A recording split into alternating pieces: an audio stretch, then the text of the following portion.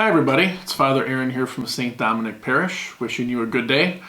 I'd like to talk to you a little bit about some of the questions that people have been asking us. We have solicited your thoughts and wonderings, and so one of the popular questions that I think many people are asking a lot of priests is it a sin to miss Mass? Normally, yes. But unless there's extraordinary circumstances, and the situation we're in right now is definitely extraordinary. The fact that the hierarchy of the Church has suspended the public celebration of Mass, and dispensed from the obligation means that no sin is incurred by not attending Mass. So don't worry. Instead, what we're asking of people, and if you've watched our Mass recordings from St. Dominic, you'll notice that after the ministers receive communion, we pray together the act of spiritual communion. This isn't a prayer that was just created now for the pandemic. This is a prayer of the Church that goes back centuries.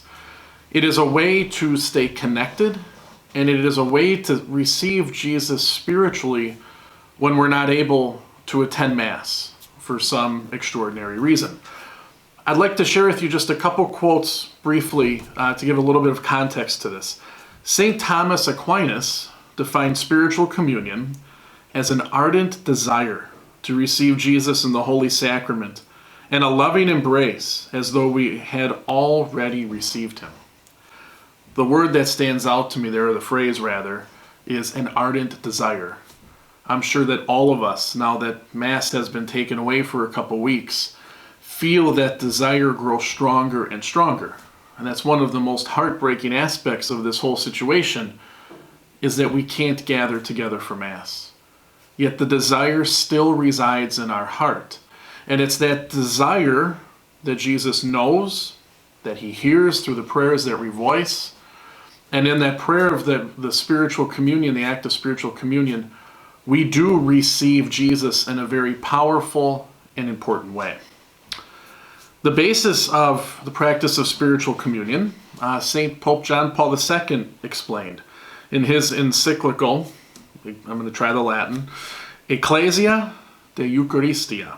And he said, in the Eucharist, unlike any other sacrament, the mystery of communion is so perfect that it brings us to the heights of every good thing.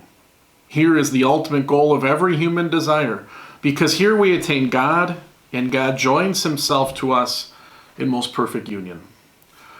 When we put our hands out or open our mouth to receive communion, and Jesus is literally placed in the palm of our hand or on our tongue, that's that union with him that we so desire. And again, John Paul II uses that same word, that human desire.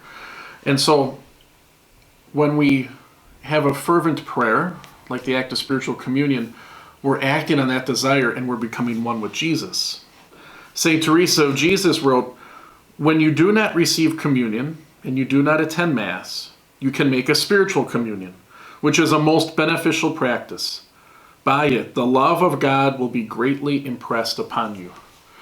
My hope is that for everybody who hasn't been able to attend Mass throughout the world, and who prays that act of spiritual communion, while there's still a void in not being able to receive sacramentally, I hope this prayer does touch your heart and does allow you to be full, to be nourished, and to know of God's love. Saint Vianney, the patron saint of priests, compared spiritual communion to blowing on fire in embers that are starting to go out in order to make them burn again. There are some who make a spiritual communion every day with blessed bread.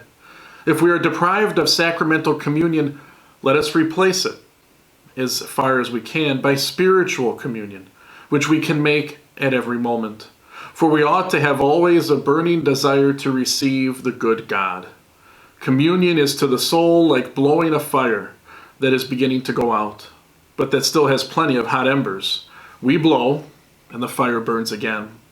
After the reception of the sacraments, when we feel ourselves slacken in the love of God, let us have recourse at once to spiritual communion. When we cannot go to the church, let us turn towards the tabernacle. No wall can shut us out from the good God. I share with you these quotes from our great saints and theologians to help you to understand what that prayer means.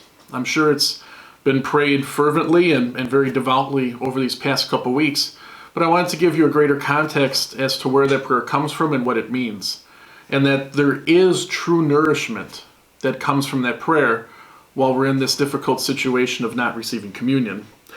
In 1983, the Congregation for the Doctrine of Faith declared that, let me read this, declared that all the effects of Holy Communion can be received through spiritual communion for persons in the following situations: those at parishes that don't have priests, for the divorced and remarried, and those who are prevented from attending Eucharistic celebrations. Right now, that's us. And so even the law of the Church tells us that the effects of sacramental communion are being distributed and being felt through this act of spiritual communion. And even when we're not in a situation like this, if for some reason we are not in a state of grace when we attend Mass, or something is going on in our life that prevents us from receiving at Mass, we can always pray this prayer. And as St. John Vianney said in his writings, it can be prayed throughout the day.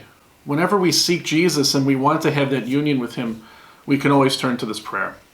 And so I hope this sheds a little bit of light onto the act of spiritual communion. I sincerely hope and pray that it nourishes your heart and your soul as together we work through this pandemic, we stay united in our faith, and we remain confident that Jesus is with us.